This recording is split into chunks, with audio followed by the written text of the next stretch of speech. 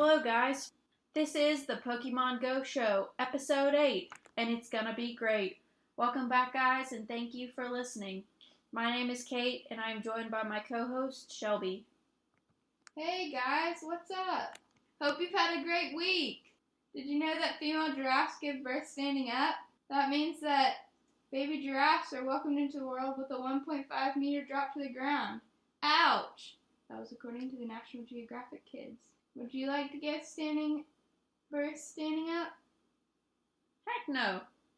No, I want to have a home birth in a bathtub. Let's have a discussion about what Pokemon would be most likely to have a home birth. Like, what's the most naturey, hippie Pokemon that would want to have a home birth? Like, that would have a doula and, what is that called?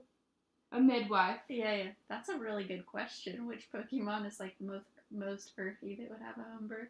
Mm-hmm. Tweet us the Pokemon that you think that would be most likely to have a home birth. I don't know what I would guess. What would you guess? I don't know. I can't remember enough names right now. Fair. I feel like, I don't know. Probably that, what's the Hypno? Drowsy or Hypno? Yeah.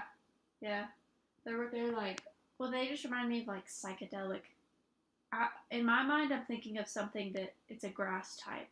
I don't know what. Oh, I do know. I would go with Oddish.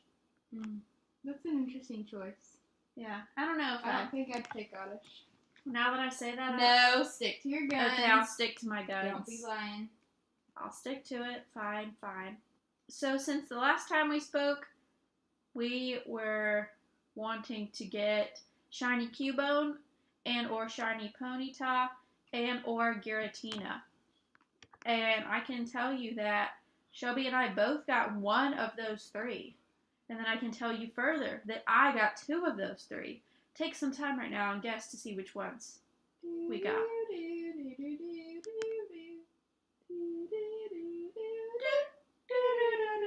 Shelby, what'd you get?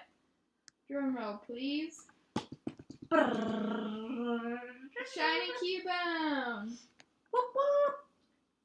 Technically, Kate got this for me, but that's okay. Still on your account. I just opened it up. I was in the room. Tell them what happened. The room where it happened. I was in the room and I think you were cooking dinner. I was in the kitchen cooking dinner, and then Kate asked me if she could check the Pokemon that were around, and I was on my phone, and I was like, yeah, sure. So she checked it, and BAM! Bang! Diddly splat. Shiny Cubone. So, woohoo! Holla. Are you going to leave it a Shiny Cubone, or are you going to evolve it into a Shiny Marowak? I have no idea. That's fair. I usually leave it in its basic stage unless I really, really think that the next stage Shiny is really cool. Yeah. Or unless I have two, then I like to have one of each stage. But for the most part, I like to leave it because I don't know why. Yeah, I don't know. Well, I also got a Shiny Cubone. And then I got two Shiny Ponyta, which was the one that I actually wanted two of. So I was very, very pleased with myself with that. I think that Shiny Cubone and Shiny Rapidash are some of the coolest in the game. I'm not even just saying that. I really enjoy the animations of Ponyta and Rapidash to begin with. I just think that their 3D models, just their graphics, were made really, really well. So you like to see the continuous flames going. And then the fact that they were blue, I thought it was really awesome. It would be really cool if they could, well, these are not in the original games, but if they could be blue at the base where it's darkest and then, like, you know, gradually transition. Wait, what do you mean?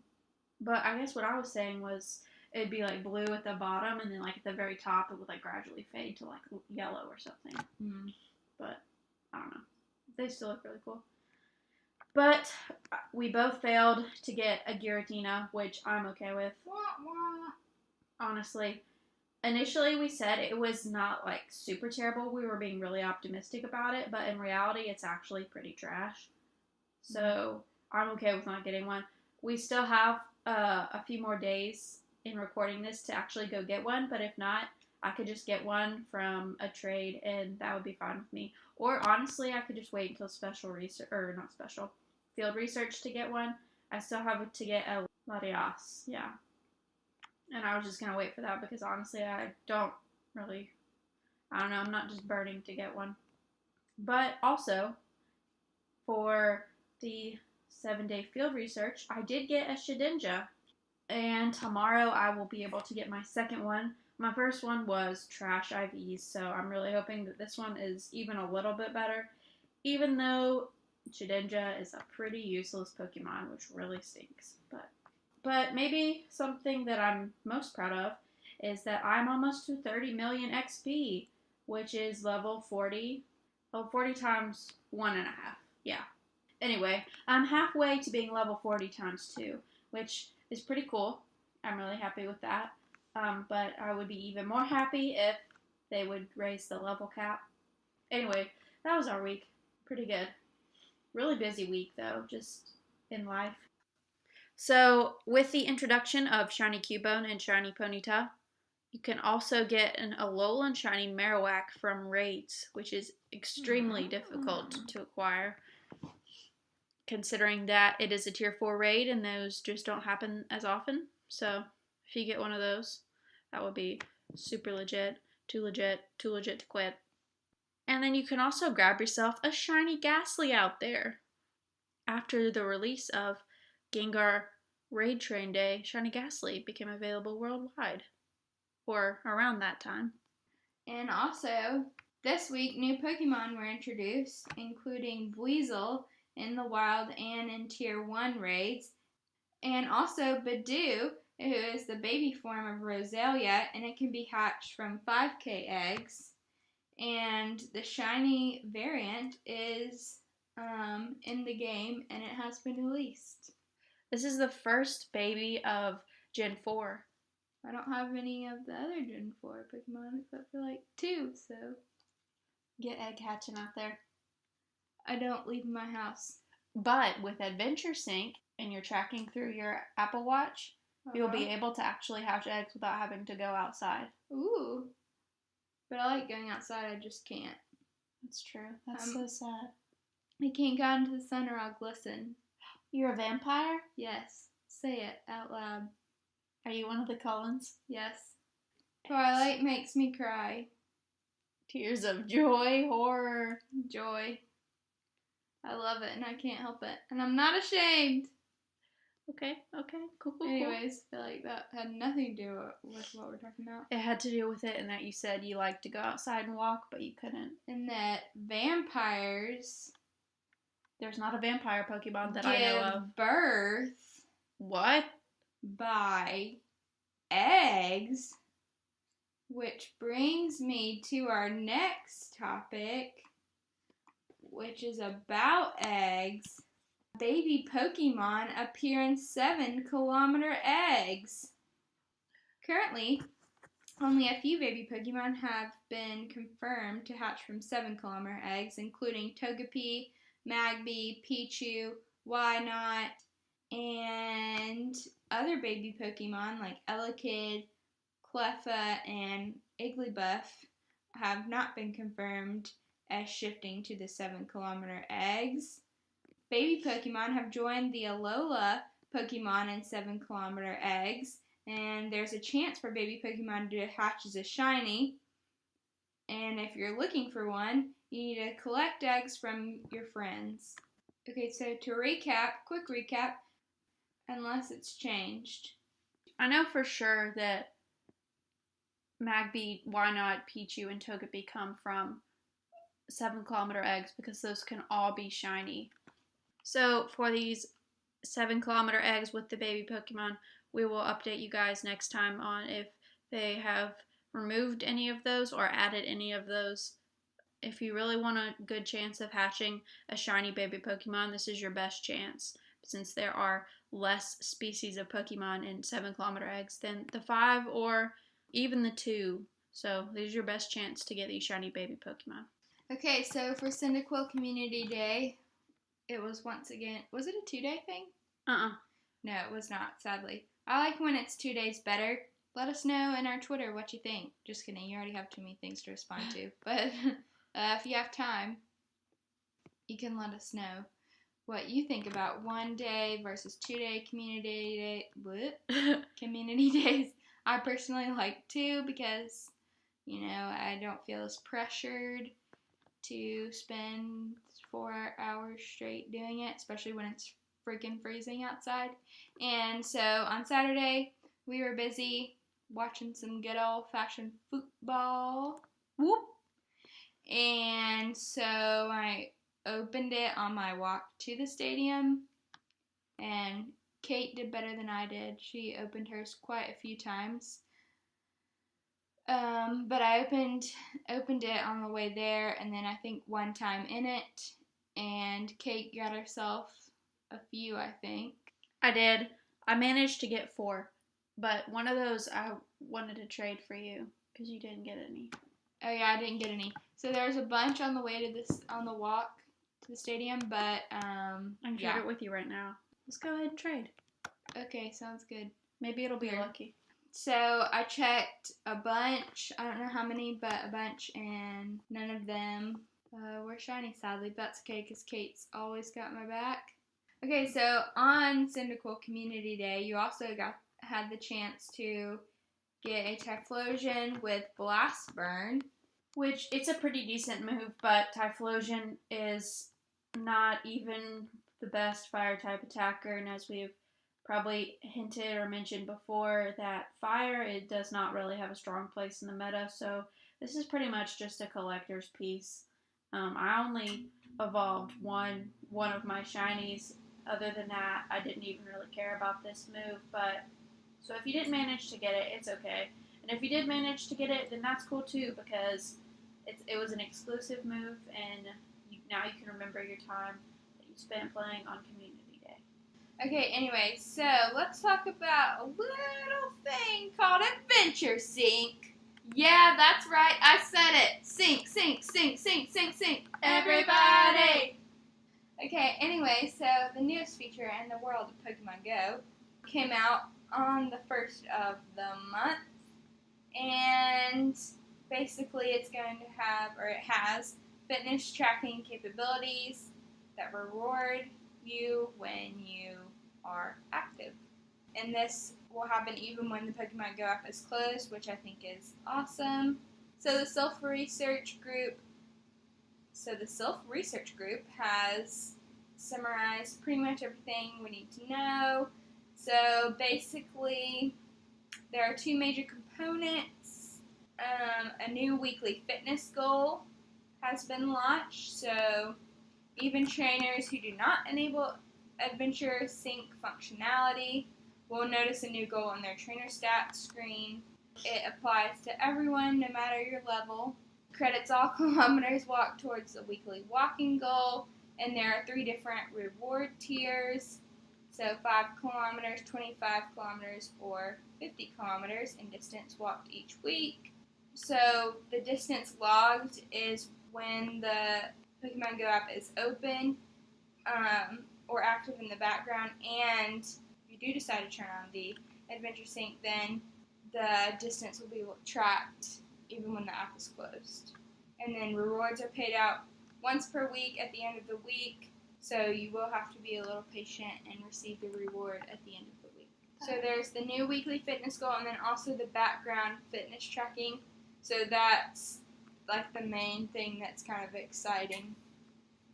And let's go back to the weekly fitness goals.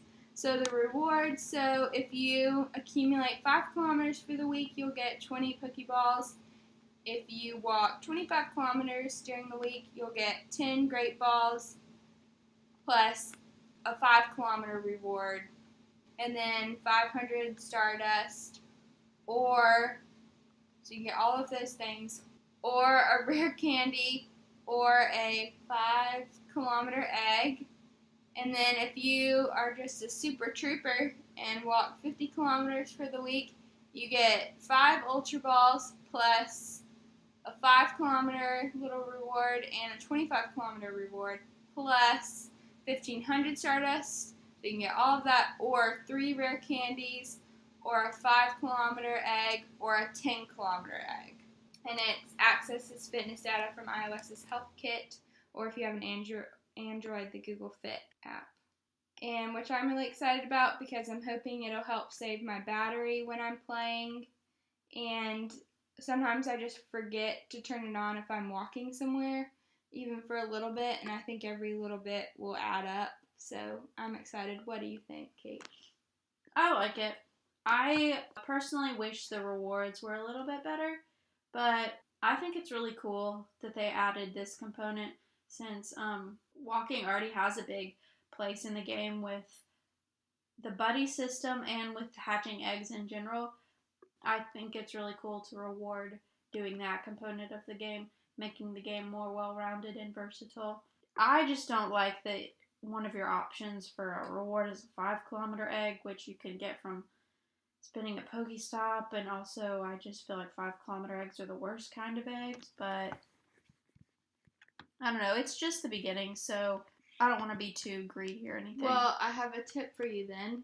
So what you can do is, if you do get the rewards with the 5-kilometer eggs, so that would be 25 kilometers or 50 kilometers, before you receive your or redeem your reward, you can make sure all of your egg slots are closed, and it removes that option. Oh, okay. So basically you can only get Stardust and Rare Candy. As long as you have all your egg slots filled. Yeah, because you can't get 10 5-kilometer eggs. Yeah, you can't have 10 out of 9 eggs. That makes sense. So if you are upset about it, then there you go. Kate traded me a shiny Cyndaquil. No prob, homie. Alright, rolling through this news, we only have a little bit more to cover. We have, since the month of November is halfway over, might as well tell you guys the monthly quests and rewards that you can get from Pokestops as your field research. If you catch 5 bug-type Pokemon, you can get a Nincada, which is pretty rare. I haven't seen this one yet, so be on the lookout for this one. Don't trash this one if you get it. Also, if you win a raid, you can encounter a Pineco with the possibility of it being a shiny, so I would also prioritize this one. You can evolve 2 Pidgey, which Pidgey are actually pretty hard to come by now. A lot of people get really excited when they see Pidgeys. Serious? I'm dead serious. Why? Because they're not that common. And this reward, evolve 2 Pidgey, you can get a Caterpie, which can be shiny. Oh, I forgot. I got a shiny Caterpie today. Woo! I was just clicking on it. I'm like, this is not going to be shiny. And then it was. And I was like, oh my gosh. You have the best shiny luck. You know, I didn't think that I did, but I feel like I have been pretty lucky. You definitely do. Honestly. So yeah, there's that. I don't know if I want to leave it in a Caterpie or evolve it to a Metapod or a Butterfree. Probably just going to leave it because that's what I like to do. Anyway, and then you can also get 5 normal type Pokemon to get a Pinsir, which can be shiny also. So I would prioritize those because those can give you, I think, the best rewards so far. And then Spinda, a new form, has been released this month. Through the field research, make 3 nice curveball throws. You get form number 7 of Spinda. And then make 5 great throws in a row, a Wigglytuff. I would throw that away. That's terrible. Awful. A little better, you can earn a candy walking with your buddy and get a Clefable. If you're newer to the game, you may not have a Clefable because Clefairy, well, at least where we are, they're not that common, so that's a pretty good one. And then send 5 gifts, you can get a Golbat. That one's pretty good too. If you're new to the game, you don't see a lot of Zubats or anything. So, all in all, pretty good for the monthly quests and rewards. What do you think? I think that sounds pretty good. Moving into the biggest news and the meat of our section, we have the Sinnoh Stone. We have the Sinnoh Stone. It has been discovered in the network traffic by data miner Trials, and its sprite has been found. So with this Sinnoh Stone, you will be able to evolve certain species of Pokemon. This specifically applies to Gen 4 Pokemon that can be evolved from previous generation Pokemon. For example, Rhydon to Rhyperior, Eevee to Glaceon and Leafeon, Murkrow into Honchkrow, and others like that, also known as cross-evolution lines. Pokemon Go Hub has a description of the Sinnoh Stone that says a special stone originally found in the Sinnoh region that can make certain species of Pokemon evolve. It is very tough and has a beautiful sheen. Not shine, sheen. And it's interesting that the Sinnoh Stone doesn't really exist in any of the official Pokemon games, but it was in fact created in a fan-made game knockoff called Project Pokemon that debuted on the Roblox platform. Interesting. That's very interesting that it did not even come from the actual Pokemon. To evolve the Pokemon that occurred or that were in previous generations,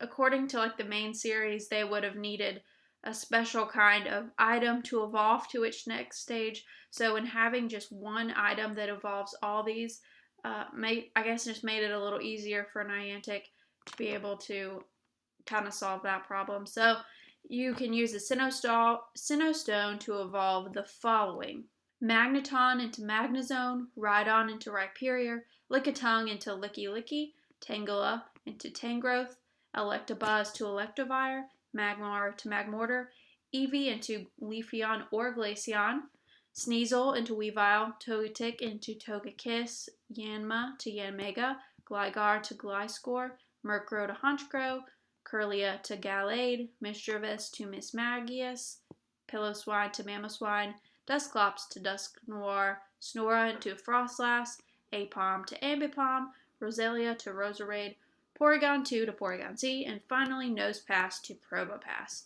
So that is a lot. I didn't realize there were that many. There are 22 cross-stage Pokemon evolutions. So it's not yet known if this is going to be the only item that can be used to evolve Pokemon for previous generations into the corresponding Gen 4 evolution. So we'll have to look out and see if there will be others. If this is the one stone to evolve them all type item, then this will definitely be an extremely sought after item and crucial to completing the Sinnoh Pokedex, and it also probably would take a long time depending on how they choose to drop it, whether it be randomly through Pokestops or kind of like we saw in the previous evolution items, like once a week in the 7-day streak. So that could potentially take 22 weeks if you hit it every week. So that would be a really long time, but it would also be a really good way for Niantic to drag out Gen 4. So I don't know, we'll have to see as we get more info on that. So that was probably the biggest piece of news this week. And with the introduction of the Sinnoh Stone into the traffic, we are almost certain that new evolutions are going to be coming really, really soon, and that maybe an event of some kind will be dropping to celebrate this. In the data mine 0.127.1, Charles found that there is in the code a text that says November 2018. So this leads us to believe that there's going to be an event of some kind, most likely an evolution event that utilizes the Sinnoh Stone. So we'll have to see. With November halfway over, it's got to be coming really, really, really soon. Also in this data mine, we have found the Meltan box was found, which we'll talk about in an episode we're going to record tomorrow, or at least I am. I don't know what Shelby's doing. You're recording another one? Yeah, to talk about Let's Go Pikachu and Let's Go Eevee, and how that plays into Pokemon Go with Meltan and the Meltan box. So that was found in the code with the release of Pokemon Let's Go Pikachu and Eevee coming out in just a few days, along with Meltan and Melmetal, also found in the code, the Sinnoh Stone, the November 18 event, and Facebook friends could soon appear inside Pokemon Go. Oh, no. So this might be, it says, apparently the game will nudge you to enable Facebook friends and then stop nudging you if you disable the prompt dialogue. We found nothing deeper and more meaningful about this feature from Pokemon Go Hub. So I guess it's just a way for you to add friends easier in the game. Interesting that they're choosing to use another social media platform into the game. I'm not really sure that I'll be using it, but I think Shelby just found an article that was 2 hours ago. Okay, so about 2 hours ago, Pokemon Go tweeted that they're going to make some changes to Pokemon effectiveness in battle. Specifically, the CP values will be adjusted to improve in-game balance, and this will begin November 14th at 1 p.m. Pacific Standard Time. So it also says that they're making adjustments to weather, and it will have a reduced effect on the rate at which Pokemon appear. And then it also says that you'll notice a greater variety of Pokemon species will appear over time and at different rates. And certain areas, such as parks or nature reserves, will now contain more varied Pokemon species. So, as I already said, the CP values are going to be adjusted, and HP values will be adjusted to close the gap between high HP Pokemon and low HP Pokemon. Pokemon defense and stamina values will be retroactively rebalanced, which will allow highly defensive Pokemon to be more valuable in battle by outlasting opponents rather than just simply running out the clock. And defensive values have also been slightly retroactively reduced for most Pokemon, and it says that these changes will help narrow the gap between Pokemon with highest defense stats and other Pokemon. So it says that you can expect to see further tweaks designed to help trainers and their Pokemons reach their full potential. And I think that's it. So just some basic information. I think this is a really good thing because I think this has to happen in order for PvP. In order for PvP to happen, I think this is probably the first step that they have towards releasing PvP into the game. To make more Pokemon useful and to make them more well-rounded. In the game, I feel like it's mainly just about attack, so I think this is a really, really good thing. Alright, now we're going to move into a new segment that we have. Shelby started it last week, whether she knew it or not. It's called Headline of the Week. Headline of the Week. Okay, so our headline of the week, as I pull it up here. Last week, it was really a really shocking, interesting one. Actually, David Dobrik talked about it on his podcast. Talked about what, this? No, the one from last week, the woman with... He did? Yeah. They literally talked He about listened. I know. He listened to our podcast. So if you haven't listened to it, go listen to our last podcast and listen to our headline of the week last week. It was really nuts. Anyway, here's this week. Yeah, we kind of went on a tangent last week. So this week's headline says, this Taiwanese grandpa shows the best way to play Pokemon Go is with 11 phones. And this was posted on November 7th, 2018. Let's see what this has to say. It says a 70-year-old man in Taiwan has gone viral for playing Pokemon Go with 11 phones attached to his bike. Wow. He has made headlines internationally for the strange setup. Also, look at how many charger cords. Yeah, I wish y'all could see this.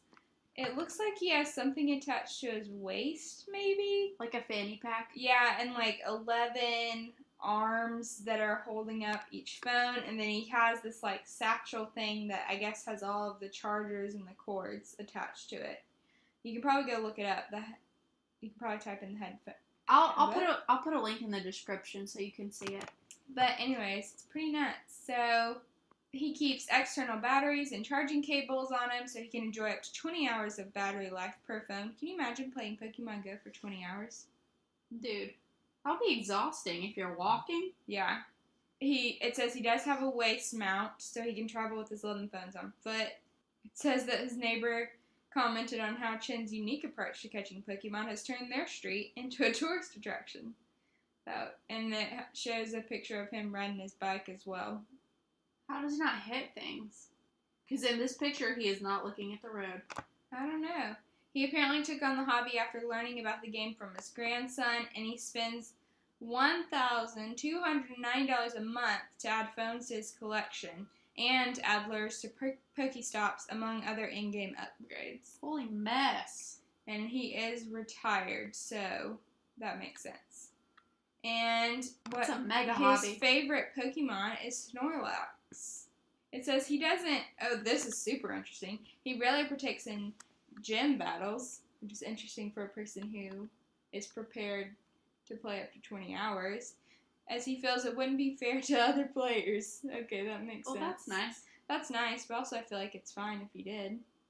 Well, he probably has raids. Well, he could raid just by himself with all those 11 votes. True.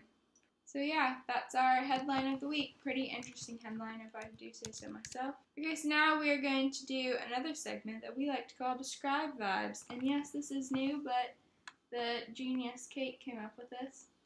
Yeah, honestly, I'm kind of working on the title. I don't know if I like it very much. I like it. Describe Vibes. Okay, so we're going to pick a Pokemon and we can't show each other? Correct. We both pick one Pokemon that is currently in the game, okay? So that's Gen 1 through 4. And then, so you can either use the description in the Pokédex or you can make up one. Whatever floats your boat. I'm going to be nice to you and I'm going to do one that's pretty easy. Not like super, super easy, but... Alright, do you want to go first or second? Either one. You pick. I'll go first. Okay. Okay, this Pokemon is yellow. Is that it? No. And then it's not a Gen 4. I don't think it's a Gen 3. I get my generations confused. Sorry about it. If I give one hint, I'm afraid it'll... Give it away. It probably likes a hot environment. You don't really use it. It kind of just hangs out in your Pokédex. It's a ground type. Oh, I have a guess. Okay. Is it Sandshrew? Yeah! Yes. I got that off of yellow and ground type. And it likes, I was going to say it likes the desert, but I thought that'd be kind of obvious. Yeah. Alright, your turn. That was a good one. Alright, I'm going to just read the description from the Pokédex because you're a speech pathologist in the making, right? Mm-hmm. So this one has something to do with that. Alright, this Pokemon, it's called the Balloon Pokemon. Any guesses just based off that? Is it from Gen 4? I'm not telling you. Just, not yet, anyway. It is, I'm not gonna know. Okay, Okay, it's not from Gen 4. okay, it's a balloon Pokemon. Yeah. A jellyfish. Alright, let me read the description. This Pokemon's vocal cords can freely adjust the wavelength of its voice. This Pokemon uses the ability to sing at precisely the right wavelength Jigglypuff? to make its foes feel most drowsy. That is correct. It is Jigglypuff. Woo! I started you off easy. You're welcome. I knew that because I remember the TV show. I really liked when Jigglypuff would make other people fall asleep Oh, yeah. in the TV shows. I learned that originally in playing Super Smash Bros. On the Wii. That was my favorite one to be because I thought it was really funny. So yeah, I like that segment. That's going to be our new segment. Okay, moving right along. Shoutouts of the week! Shoutouts are free and easy. All you have to do is follow us on Twitter at Pokemon Go Show 1. And we will post a tweet that says recording, like or comment, or like a retweet for a shout out. And that's all you have to do. Who are our shout outs for this week? Okay, so our first shout of the week goes to GoCast Chris. So thank you for that. And I appreciate that your first name is GoCast because, like, how appropriate that your parents gave you that name. But that's just a joke. Anyways, and also thank you for Michael Ganchi. Kind of looks like Gucci, but it's Ganchi. But I bet you're real Gucci. Hey! But And our third goes to Lured Up Podcast and Gotta Watch 'Em All. Very clever name. I appreciate that. Indeed, they're also a great podcast. Go check them out. As well as GoCast. Mr. GoCast. Also, Chris Pupa. And then, also, thank you, Terry Wolf, who is just a great guy. Epic trainer. Alright, so now we're going to go to our question segment. So also, each week we ask you guys to tweet us questions. Oh, also, code word of the week is giraffe. Giraffe is the code word. It makes me really happy if you tweet it, and if you don't, it makes me sad. So, you determine Your mood. yeah, my mood for the day. Okay, anyway, so the code word is giraffe. So our first question comes from Gotta Watch 'Em All, Lured Up / Gotta Watch 'Em All podcast. They asked, what are your feelings about event and release fatigue? Does the pacing of the game make you feel confident or concerned with the sustainability of the game over the next few years? Also, if you could add or change one thing, what would it be? This is asked by Ken from Lured Up and Gotta Watch 'Em All.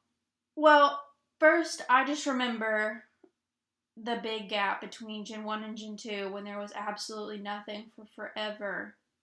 And we still had, I don't think, a very, very small percentage of people were level 40. So a lot, like most of the communities still had that to go for, but it just felt really, really stale.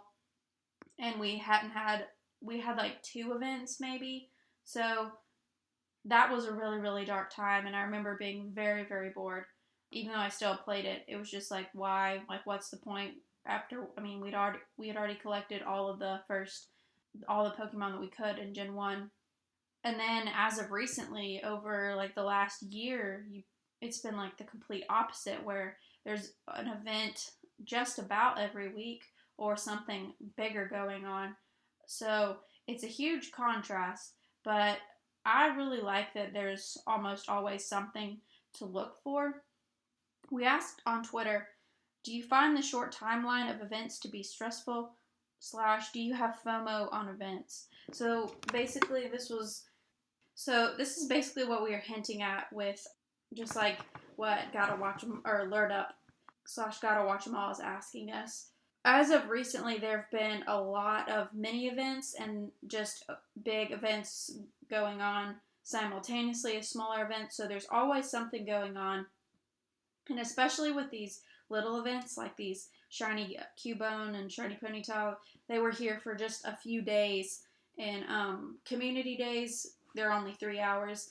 With all these, do you feel like there's too much going on? Do you think if you miss one of these events, are you really sad about it? Do you feel pressure to get out and get as many as you can, or that you have to be playing?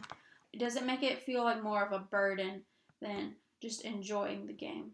And I think that in remembering how dull it was when there was absolutely nothing going on, I think it's really, really good for the game to be so much going on. And I think we need to look at it as it's not a job and it doesn't need to be a burden. I think you can play as much as you want. And if you come across where you're just like, oh, this is too much, this is too stressful, then you need to take a step back and be like, okay, this is just a game. I don't need to feel so much pressure. Because ultimately, I think that it is what is pushing the game forward and what's keeping it growing. I think the game obviously is doing really, really well since the introduction of all these events, and with there being always something to strive for, that's what really keeps people coming back. That's what keeps people spending money. These raid trains that have happened, yeah, they only last for a few hours, but they are bringing in the bucks for Niantic. In our poll, we had 23 votes. We had 74% of people say yes, it was these short events are stressful. 13% said no. 13% said don't really care. And Ken's response in this question that he asked, he voiced his opinion. He said, I am a bit concerned with the pacing. If they keep this amount of pressure on players to not miss out on something, I fear a high attrition rate from burnout. Could you imagine the pace going for a year straight? Great for creators, but insane for the masses. I definitely see what Ken is saying. I think a fair compromise would be to maybe have Niantic can have a set thing where they do like 2 big things a month, and then they can sprinkle in these little things. But I think ultimately it comes down to the players not putting as much pressure on it. But I mean, I know that's easier said than done, and I definitely put a lot of pressure on things. But I think it's just important to keep in mind that it is a game and it doesn't need to be your life. Shelby, what do you think? I think you need to take your own advice. Boom, rested. I do think that there is pressure on players to miss out on something. Like, I can't play a lot anymore, and I do feel like I miss out on things, but I know that it's hard to accommodate everyone also. So I understand like why they do it, because they have to keep the app running and keep the game interesting. So I understand that. But yeah, I agree. I do feel some pressure, and the pacing is kind of quick. But there's constantly, something going on, so I don't know how long they can keep that up. Yeah, just from a planning standpoint, I guess. Also, I don't feel as much pressure because I really think that in everything they release, they're gonna bring it back eventually. It may be a year or something, but I think they're gonna have a time where they, well, like for example, when they released Shiny Houndour several months ago, there was another opportunity to get it within this Halloween event. So I think they'll cycle back through everything just because there's so much and there's so many Pokemon now that they have to cycle through. So I don't think it's like a one-time deal. That's what also makes me feel not as pressured. Good point. But it is true, Niantic, from a planning standpoint, how long can they keep this up? Mm-hmm. That was a very good point also. All right, next question from Chris. What do you think of Riolu only coming from eggs? I like this because I think it's important for there to be certain Pokemon that are just really, really hard to get. That's what makes it fun. That's what makes it a grind. I do not have a Riolu yet, and Lucario is one of my favorite Pokemon from this generation, but I am completely okay with only being able to get it from eggs because it's something to look forward to, and I know it's going to take me a while to grind and hatch enough to be able to evolve it. I don't want to use my rare candy to get there, so I like this.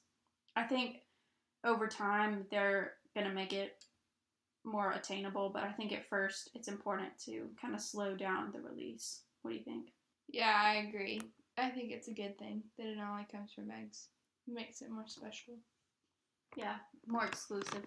Mm-hmm. Well, they can't all these Pokemon can't be Pidgeys, you know? Some of them have got to be more special and hard to get than others. Next question comes from GoCast Chris. When do you think we'll see Jirachi in special research? I think we will see this in several more months down the road. I'm thinking in the springtime because with the pattern that Niantic has done so far with Mew and Celebi with the big space gap, I think it's going to be several more months, but I think it's going to be a really, really big special research quest. One that's going to take a long time for, so.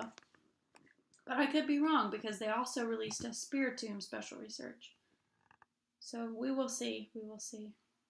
Our fourth question comes from Terry Wolf. He said, what do you think about Adventure Sync and its failure? I think the main backlash with Adventure Sync is that the rewards aren't that great for how much you walk. But I think a counterpoint can be made for rural players who aren't able to get as many items. I think this is a really good reward, but for people who can spend Pokestops easily, this is like no big deal. But I think we can show Niantic a little bit of grace in that this is their first week, and I think that they can change the rewards easily, hopefully, and that we'll be able to see some better things come from this. We may even be able to see things only come from Adventure Sync, like certain stones, or maybe the Sinnoh Stone will be a reward for if you walk 50 kilometers in a week. That would be really cool. That would make it more useful. But I really like the fact that it picks up your movement even when you don't have the app on.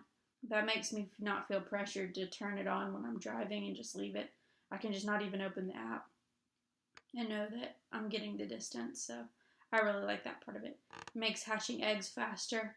But then again, counterpoint, if you're spending money on incubators, it's going to make it more expensive. So the good and the bad. And our last question comes from Nito Marquise. He asked us, how do we feel about the space-time duo and, of course, Arceus coming eventually? And, of course, did you find yourselves Giratina? Well, to answer the second part, we did not find Giratina. That's going to be a last-minute item for both of us if we even get it. If not, I'm okay with waiting for it or getting it through trading. And as for the space-time duo and Arceus, I have to admit I have not played through any of the Pokemon Go or any of the Pokemon main series video games. I know Shelby hasn't either. And we haven't seen any of the anime besides the Kanto region anime. We have seen that, but I learned about these kind of from the playing cards. I've been collecting those. I really like the concept. I think it reminds me of the Greek mythology. Yeah, Hades, Zeus, and Poseidon, which I think it's really, really cool to kind of parallel that. I think it's a really awesome concept, and it makes Palkia, Dialga, and Giratina more truly legendary just because of their backgrounds. And I think that hopefully they're going to give Dialga and Palkia good movesets, and they're going to be useful in the game, unlike Giratina, which is kind of sad. And then, of course, Arceus. What a legend, the creator of the Pokemon universe. I think that his release in Pokemon Go needs to be epic just because of his background. So, those are some really awesome questions. Thank you guys for commenting those on our Twitter. We really enjoy answering questions. That's one of the best parts of the show. That pretty much covers our show this week. This week, I feel like, has been a longer one. We had a ton of news to go through this week. Next week, we'll talk a little bit about Let's Go Pikachu and Let's Go Eevee, as I will for sure play through some of it. Shelby might join me in playing it if she has the time. It looks really, really fun.